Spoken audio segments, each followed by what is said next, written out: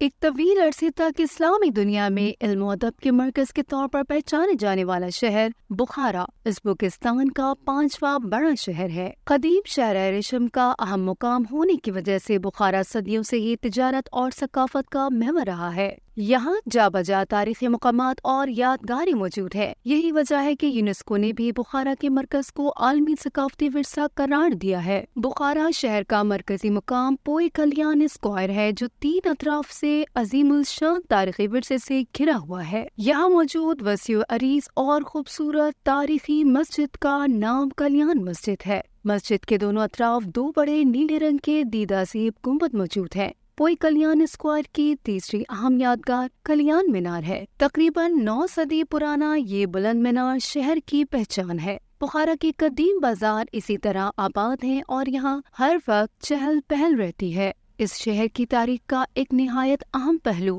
اس شہر کا تجارتی ورثہ بھی ہے۔